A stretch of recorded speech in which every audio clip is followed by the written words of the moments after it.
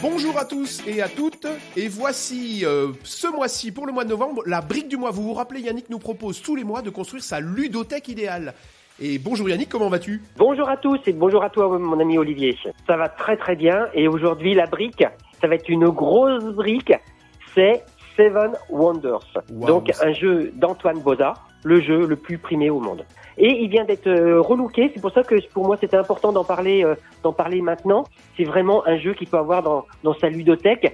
C'est un jeu qui va se jouer de 3 à 7 joueurs. Tu te rappelles quand est-ce qu'il est sorti à l'origine ? C'est un jeu qui date d'un certain nombre d'années, je crois. Je crois que l'année dernière, il avait 8 ans. Donc c'est un jeu qui a environ 8 ans. Ouais. Ah, peut-être 2012 dans ces eaux-là. D'accord, ok. Tu peux nous rappeler un peu comment ça se joue ? C'est quoi les grands principes, sans rentrer dans les détails ? Oui, sans problème. C'est un jeu qui va autour du draft. On va avoir des cartes qui sont de couleurs différentes parce que chaque couleur va interpréter l'armée, les connaissances, le commerce, les bâtiments civils. Et donc, quand c'est ton tour, tous en même temps, on va parmi nos 7 cartes, on va choisir une carte qu'on va poser et on va donner le paquet restant à notre voisin de gauche. Ensuite, une fois que tout le monde a fait cette action, on va retourner notre carte. On aura la possibilité soit de la construire en payant en ressources ou en payant en pièces, soit de jeter cette carte pour récupérer de l'argent. C'est un jeu qui est quand même assez stratégique.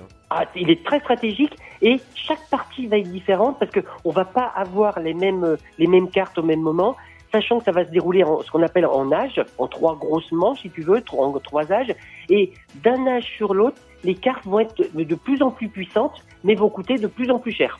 Et c'est vrai que un des nerfs de ce jeu, c'est l'argent. C'est-à-dire que lors de la première, voire des 2 premières manches, on est souvent un petit peu limité, on manque un peu d'argent, on a du mal à acheter une carte pour récupérer des sous parce qu'on se dit cette carte, elle pourrait nous servir, mais on n'a plus beaucoup de sous s'il y a une carte meilleure qui arrivait, etc.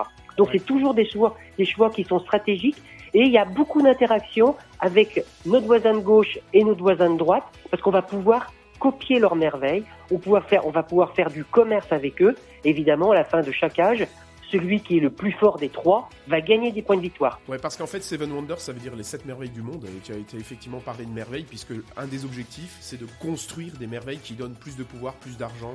Voilà, puis surtout des points de victoire, sachant qu'à la fin du 3e âge, la personne qui a gagné, c'est celle qui a le plus de points. Il n'y a pas une stratégie qui dit si je fais les scientifiques, je vais gagner, ou si je fais le militaire.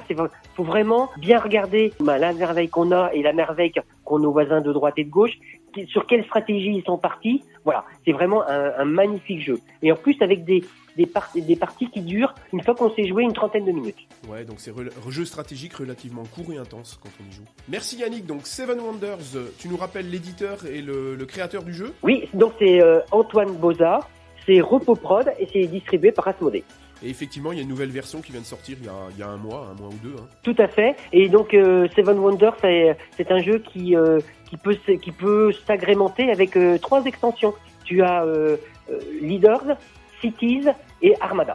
Alors on vous met tout ça dans le mur, je vous rappelle que vous pouvez avoir le mur de notre ludothèque idéale que Yannick est en train de nous construire podcast après podcast, mois après mois, et vous retrouvez l'adresse du mur directement dans notre podcast quand vous vous connectez pour voir un petit peu notre mur qui se construit. Merci beaucoup Yannick, à très bientôt. Merci Olivier, merci à tous et à très bientôt. Et notre prochain podcast c'est Noël.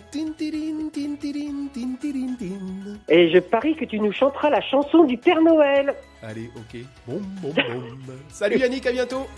À bientôt.